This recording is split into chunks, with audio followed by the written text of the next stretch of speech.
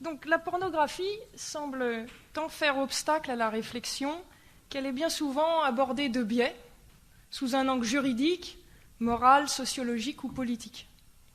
Mais d'un point de vue esthétique, qu'en est-il exactement ? Comment expliquer que la pornographie trouve dans l'image, et particulièrement dans l'image visuelle, son expression la plus fréquente ? Qu'est-ce donc qu'une image pornographique ? S'agit-il simplement d'une représentation sensible de la sexualité ? Est-ce vraiment par son contenu qu'on peut la définir ? Et si ce n'est pas le cas, faut-il en conclure qu'il s'agit du destin de toute image, que parler d'image pornographique est une tautologie ou au contraire une contradiction ?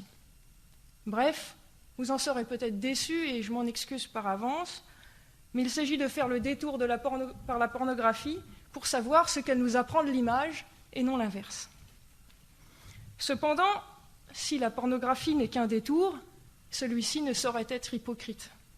Il faut bien commencer par reconnaître le caractère fascinant et relativement efficace en matière de soulagement libidinal des images pornographiques. Il faut commencer par le reconnaître et même par s'y arrêter. La pornographie désigne donc la représentation de choses obscènes qui offensent la pudeur, portent atteinte à l'intime. Il ne s'agit donc pas seulement de la représentation de la sexualité. Ceci a un double titre. D'une part, l'obscénité n'est pas réservée à la représentation de la sexualité. Celle-ci n'en est qu'une modalité, mais une modalité particulièrement symptomatique. D'autre part, il s'agit seulement d'une certaine représentation de la sexualité. On a en effet coutume de distinguer l'érotisme de la pornographie. Bon, cette distinction relève-t-elle simplement d'une coquetterie de la lâcheté ? Qu'est-ce à dire ? Dans un cas, celui de l'érotisme, il s'agit de suggérer, d'évoquer et ainsi de susciter le désir. Dans l'autre, celui de la pornographie, il s'agit de mettre au jour, révéler sans détour, sans voile ou mystère, la mécanique du plaisir, la réalité du désir, au risque de le refroidir considérablement. La pornographie se présente ainsi, au premier abord, comme ayant le mérite de dévoiler la sexualité dans sa vérité. Et c'est la raison pour laquelle elle blesse la pudeur. En effet, qu'est-ce que la pudeur ? Pourquoi couvrons-nous nos corps de vêtements ? Pourquoi éprouvons-nous le besoin non seulement de le protéger, mais de le cacher au regard des autres ? Tout simplement parce que ce regard peut toujours nier notre dimension spirituelle de sujet, en nous réduisant à un corps, une chose parmi les autres. Se vêtir, c'est affirmer aux yeux des autres notre humanité. Or, que suppose la sexualité, sinon d'accepter d'être un corps ? Dès lors, le mérite de la pornographie, de l'obscénité, semble bel et bien de rappeler que la vérité de la sexualité est incompatible avec la pudeur.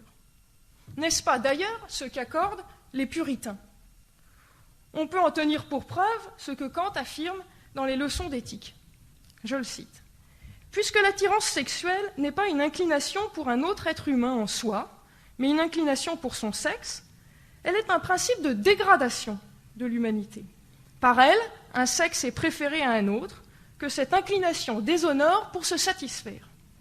L'inclination qu'a un homme pour une femme n'est pas dirigée vers elle parce qu'elle est un être humain, mais parce qu'elle est une femme. Qu'elle soit un être humain le laisse indifférent. Seul son sexe est l'objet de son désir. N'est-ce pas donc pour cette raison que le puritain ne tolère la sexualité que dans le cadre du mariage, celui-ci permettant de rétablir la dimension de la personne ? L'obscénité ne serait donc, et même le puritain serait d'accord pour le dire, que la vérité de la sexualité. À ce titre, l'image pornographique semble devoir relever un véritable défi pour une image, le défi du réalisme. Autrement dit, pour être pornographique, l'image devrait se méfier du simulacre et de l'illusion. Elle devrait se présenter comme une image qui justement ne simule pas, mais déjoue les pièges de l'apparence, les pièges de l'image elle-même. Bref, comme une image qui dépasse la représentation pour se faire pure présentation, voire exhibition.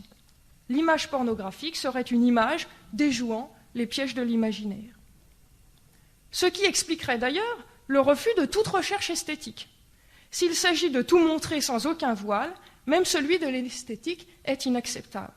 Les négligences formelles ne sont pas contingentes, mais essentielles, consubstantielles à la pornographie. Cependant, est-ce simplement par amour de la vérité que nous sommes autant excités, fascinés par les images pornographiques? Autant de naïveté laisserait songeur. Et si la pornographie est le fruit d'une volonté de vérité, comment expliquer le lien privilégié de la pornographie à l'image? Ne faudrait-il pas conclure que l'image pornographique est par excellence contradictoire, qu'elle propose un pari proprement impossible, qu'elle est condamnée à l'échec? C'est ce qu'on s'empresse parfois de dire pour mieux la condamner. En effet, le propre de l'image n'est-il pas de ne pouvoir livrer qu'une représentation analogique de son objet? Et l'analogie n'est-elle pas ce dont se méfie le plus celui qui veut faire preuve d'objectivité? On peut cependant tenter quelques explications pour justifier cette conception de la pornographie comme liée à une volonté de vérité. Pour cela, on peut dire, à la limite, que la pornographie ne peut être que de l'ordre de l'image dans la mesure où celle-ci offrirait la distance nécessaire à une représentation objective de la sexualité qui nécessite de mettre à distance le vécu et les illusions qu'il véhicule. On aurait la distance de l'image au service de l'objectivité. On pourrait aussi expliquer le privilège des images visuelles en matière de pornographie, même si cela ne va pas de soi. Ça ne va pas de soi parce qu'une image, c'est une représentation sensible et qu'une représentation sensible n'est pas nécessairement une représentation visuelle. Cependant, la vue se présente d'ordinaire comme le sens le moins sensible. À ce titre, il semble plus à même de satisfaire une volonté de vérité. Certes, mais tout cela n'est peut-être pas très convaincant. Une autre réponse est encore possible. La pornographie ne consisterait à rien moins qu'à questionner notre rapport au réel, à dénoncer, en déjouant sur leur propre terrain, celui des images, la médiation des images, et ainsi à mettre en question le caractère indépassable de l'étrangeté du réel, en refusant la pertinence de ses doubles. Cependant, la possibilité d'un accès immédiat au réel n'est-elle pas elle-même de l'ordre du fantasme? N'est-elle pas aussi naïve que de nous croire guidés par le seul amour de la vérité quand nous sommes fascinés par les images pornographiques? Mais alors, pourquoi autant de succès? On le voit, ce qui est en jeu, c'est le statut du réalisme affiché par les images pornographiques. A-t-il vraiment pour fonction de délivrer le désir d'illusions sans avenir, de le délivrer du fantasme? Ne s'agit-il pas plutôt d'offrir au fantasme une réalité? Autrement dit, le réel n'est-il pas toujours en matière de pornographie qu'un effet nécessaire? Cela semble indéniable si l'on considère sans hypocrisie l'efficacité des images pornographiques. Sur ce point, on peut dire deux choses. Tout d'abord, l'image, précisément parce qu'elle est une image, peut donner corps au fantasme. Elle le réalise, lui offre une réalité dans la mesure où, justement, elle délivre du principe de réalité. Elle permet d'offrir une réponse parfaite au fantasme, ce qui expliquerait, d'ailleurs, la multiplicité des genres pornographiques, puisqu'en la matière, tout le monde peut voir midi à sa porte. Cela expliquerait la multiplicité des genres pornographiques, mais aussi l'indéfinie répétition des images, puisque si la satisfaction du fantasme est parfaite, elle ne peut que se reproduire. Grâce à l'image pornographique, le désir n'a pas à affronter la réalité. Mais le réalisme est un effet nécessaire, car il s'agit justement de faire croire à la réalisation effective du fantasme. L'image doit faire oublier qu'elle n'est qu'une image. Il s'agit précisément de ce que l'on appelle un simulacre, d'une illusion. En se donnant l'air de se référer au réel, l'image pornographique l'occulte, le remplace. Mais un second point est important. En tant qu'image, l'image pornographique offre également le confort du voyeurisme, c'est-à-dire la possibilité d'échapper au regard d'autrui, la possibilité de ne pas avoir à affronter justement le problème de la pudeur. Et alors, on pourrait dire que la pornographie ne blesse pas la pudeur, comme on le croit habituellement, mais qu'elle n'est au fond qu'une manière de négocier avec elle. Puisque je peux même me voir moi-même au lieu d'être vu par l'autre. Mon regard remplace tout simplement celui d'autrui, qui est purement et simplement nié. C'est le confort parfait. Bref, c'est le réalisme sans les inconvénients du réel qui fait l'efficacité de l'image pornographique. Mais ne peut-on ainsi comprendre ce qui fait la force de toute image? La force de l'image ne vient-elle pas du fait qu'elle donne toujours à l'imaginaire un effet de réel? Cependant encore, la distinction de l'érotisme et de la pornographie est-elle pour autant à rejeter radicalement? N'est-elle vraiment qu'une coquetterie? La pornographie n'est-elle vraiment, comme le disait Rob Grillet, que l'érotisme des autres? À répondre si bien au désir, la pornographie ne lui fait-elle pas précisément obstacle? Et si la pornographie ne propose qu'une représentation illusoire, fantasmatique de la sexualité, aussi confortable soit-elle, de quelle illusion s'agit-il? Malgré la diversité des imaginaires déployés, ne s'agit-il pas toujours de la même chose? Et ne s'agirait-il pas toujours de la même chose, quand bien même on développerait une pornographie à destination des femmes? La répétition, dont j'ai déjà parlé, de l'image pornographique, fait qu'on passe du visible au prévisible. N'est-ce pas là l'essence de la pornographie? Rendre la sexualité prévisible, la délivrer de toute inquiétude. Mais alors, la sexualité et la pornographie ont-elles vraiment quelque chose à voir? La seconde n'est-elle pas tout simplement la négation de la première? Penser l'inverse, n'est-ce pas croire à tort que nous n'avons le choix qu'entre la pudeur et l'obscénité? Pour répondre à ces questions, il faut dans un troisième temps prendre la mesure de tout ce qui se joue dans la sexualité. En tout cas, au moins d'une bonne partie. Pour cela, on ne peut pas occulter qu'elle s'inscrit dans le cadre éminemment problématique de la relation à autrui, dont il faut bien dire quelques mots. Le problème est qu'autrui n'est jamais présent comme je ne le suis à moi-même, ou même comme l'est une chose. En effet, la vie psychique d'autrui n'est pas donnée directement. Elle n'est accessible que par le biais du corps. Certes, je peux par analogie percevoir ce qu'autrui ressent, mais c'est justement seulement par analogie. Je peux d'une part toujours soupçonner le mensonge, et d'autre part, je ne peux jamais être certain qu'autrui ressent les choses de la même manière que moi. Le psychisme qui s'incarne dans le corps n'est jamais donné directement lui-même. On pourrait être ainsi tenté de dire, on pourrait pourtant être tenté de dire qu'autrui, après tout, n'est pas plus étranger que les choses, qui, même si elles n'ont pas d'intériorité, se donnent à nous aussi seulement par esquisse. Mais il faut aller plus loin encore. Autrui est plus irréductiblement caché qu'une chose. Si la chose ne se donne que par esquisse, la vie psychique d'autrui, elle, est définitivement inaccessible. Je peux faire le tour d'une chose, et non d'autrui. Le corps d'autrui ne fait qu'indiquer une vie psychique qui demeure irrémédiablement cachée. Cependant, ne peut-on pas espérer justement de la relation érotique qu'elle apaise l'inquiétude qui toujours hante la relation à l'altérité? N'est-elle pas le moyen d'échapper à la solitude? N'est-ce pas ce que nous enseigne depuis bien longtemps déjà le mythe d'Aristophane dans le banquet de Platon? Hélas, rien n'est moins sûr. On peut penser en effet, au contraire, que la relation érotique ne fait qu'accroître, que porter à son comble l'inquiétude qui est inhérente à la relation à autrui. Le corps à corps alors, pour cela, il faut remarquer plusieurs choses. D'abord, le corps à corps érotique met à nu. Est le moment du plus grand dénuement, puisqu'il suppose, nous l'avons dit dès le début, d'abandonner les vêtements de la pudeur, d'accepter d'être un corps qui s'abandonne et un corps qui reste même sans voix dans l'orgasme. D'accepter d'être un corps et donc de prendre le risque d'y être plus que jamais réduit. De plus, caresser n'est pas seulement toucher. Nous touchons parfois des êtres sans les caresser. Qu'est-ce à dire? Que la caresse ne s'épuise pas dans le simple contact. C'est la raison pour laquelle il y a en elle quelque chose d'obsessionnel, qu'elle se répète indéfiniment. Elle ne saisit rien, ne vise que ce qui se dérobe, elle est une pure quête qui fait obstacle à la contemplation, une recherche qui n'est jamais satisfaite. Le désir ne culmine pas dans le dévoilement d'une présence offerte à la contemplation. Il y a un inachèvement intrinsèque de la relation érotique. Son terme, la possession du corps de l'autre, n'est jamais un terme.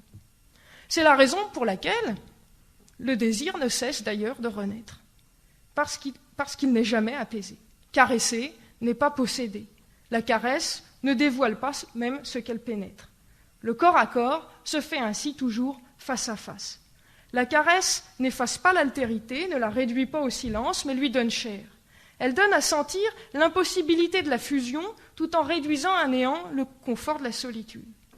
Cela signifie que je ne peux accepter de toucher et de voir sans accepter de l'être aussi en retour, qu'à condition d'être affecté, d'accepter la réciprocité. Bref, cela signifie que la présence, même dans la relation érotique, n'est jamais plénitude. Mais cette inquiétude signifie que la relation sexuelle n'est pas non plus une lutte. Si l'altérité inquiète, c'est qu'elle est protégée, maintenue et non niée. Pas d'humanité sans inquiétude, pourrait-on dire. Si inquiétude il y a, c'est précisément parce que nous n'avons pas seulement le choix entre la pudeur et l'obscénité, parce que l'impudeur n'est pas nécessairement obscène.